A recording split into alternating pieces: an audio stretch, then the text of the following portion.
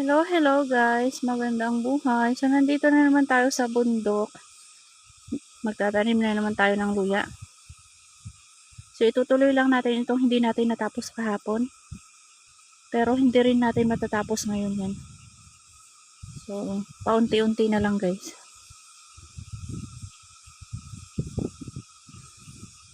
Ayun, merong ano dun guys. Oh, may rainbows. Ayan, support to this video guys. Para sa mga mag-uumpisa pa lang magtanim ng luya.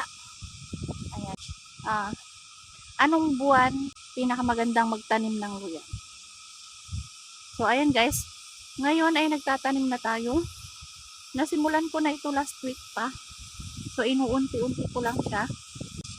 So, guys, ang buwan talaga na pagtatanim ng luya ay nasa April and May.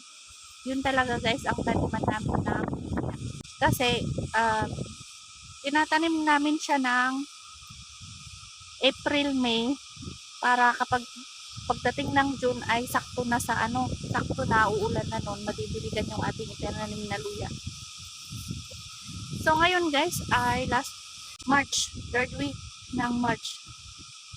Pero sinisimulan ko ng magtanim ng luya. Kasi guys, hindi ko na hintayin ang April guys bago ako magtanim kasi unti-untihin ko na siya. At saka ang ginagawa kasi namin dito, pwede kami magtanim ng March, ganun. Yung iba nga February nagtatanim na. So, okay lang magtanim ng March. Basta meron kayong ganun guys, ayaw patubig. Yung umiikot. Ayan yung shower. Rainburst. Ayan. Okay lang magtanim ng March kung meron kayong ganun. Pero, yung mga nagtatanim kasi ng April, May, yun, sahod ulan yung mga yun. So, hinihintay nila ang June. Kasi diba tag-alun na ng June. Madidiligan na nun. Saktong madidiligan na nun. Tapos ito na. So, kami guys, okay lang na magtanim ng March. Basta meron kayong ganun yung rainburst. Yung umiikot. Ayan. Kaya nagtatanim na rin kami ng ngayong March. Last week ng March or third week, ganun. Basta meron kayong sapat na supply ng tubig, pwede na kayo magtanim ng March. Pero, kung wala naman kayong sapat na supply ng tubig, hintayin nyo na lang ang mga May. May na lang kayo magtanim para saktong June yung tag-ulan na nun. So, ayun guys.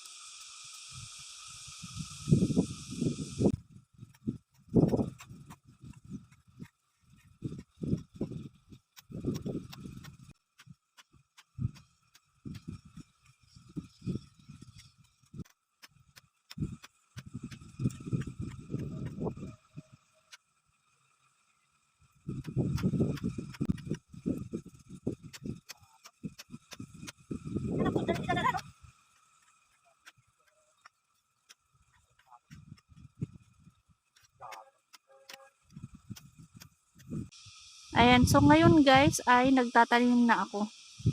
Ito ay pang 10 sako ko na ito.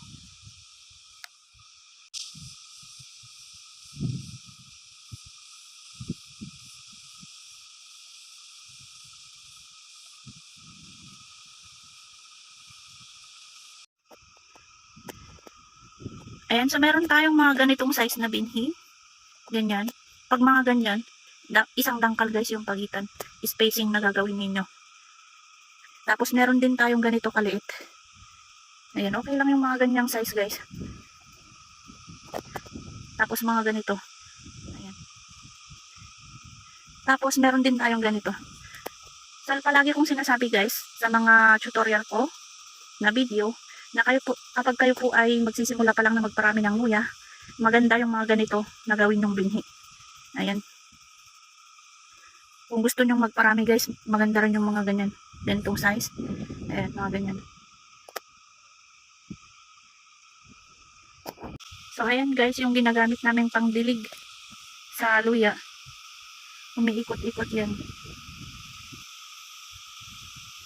Tapos kapag halimbawa, nadiligan na dyan, tapos ililipat naman doon. So, tatanggalin lang yung hose. Tapos, ilalagay doon sa mga na mga stick ng kahoy. Ililipat lang doon.